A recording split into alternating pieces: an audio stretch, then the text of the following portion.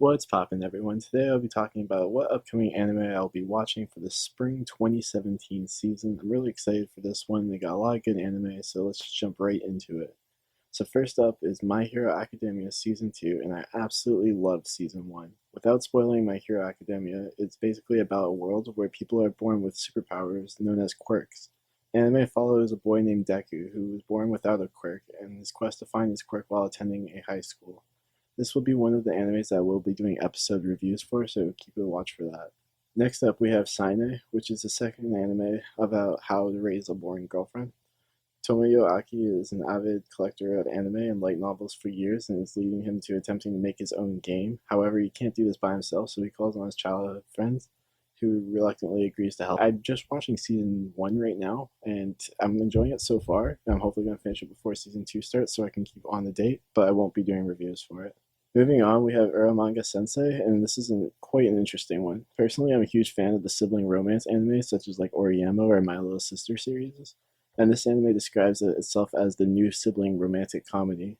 Izume is a light novel author, and his sister Sagiri is a shut-in that only have each other as a family. Just from that, this gives me like the Shiro and Sora vibe from No Game No Life, although they might not be as close as them. Like My Hero Season 2, I'll also be doing reviews for this, so that's 2 anime so far that I'll be covering. Next on my watch list is Akashic Records of My Bastard Magic Instructor. This one I'm really hoping for to be my wildcard pick, and simply because I don't particularly watch too many magic animes.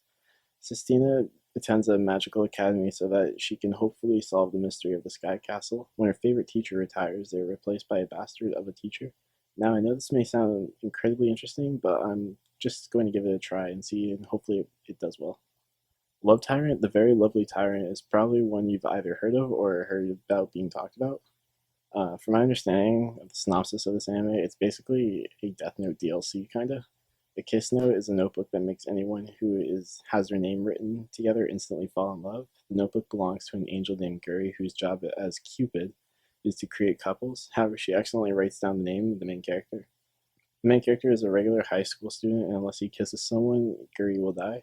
I really enjoyed Death Note, so hopefully this will be like kind of interesting, and I'll see if it's an anime that makes any references to Death Note. That'd be pretty cool to see. Up next is Sin, and it's an anime I'm honestly kind of confused about. With its English title being The Seven Deadly Sins, it definitely sparked my curiosity. Seven Deadly Sins was an anime that had already previously came out. Also, by looking at some of the art from the anime, it looks nothing like The Seven Deadly Sins, as you can see on screen. And I've previously seen, so I wanted to check this one out. I'm a huge fan of the Demon and Devil anime, so I hope this delivers really well, but honestly, I don't think it's going to do that good.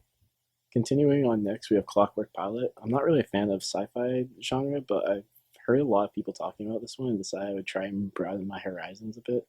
A black box suddenly crashes into the house of a high school dropout, and inside it is a female automation.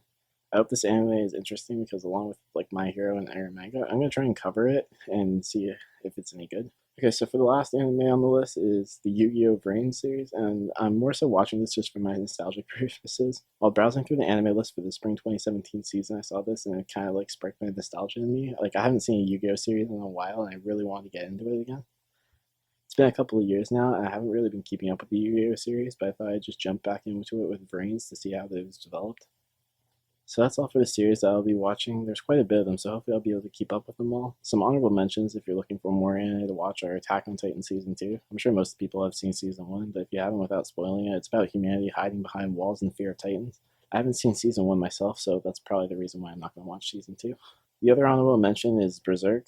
Berserk is an anime that's from 1997, but Berserk 2017 is the second season to Berserk 2016. Branded for death and destined to be hunted by demons until the day he dies, Guts embarks on the journey to defy such a gruesome fate as waves of beasts relentlessly pursue him.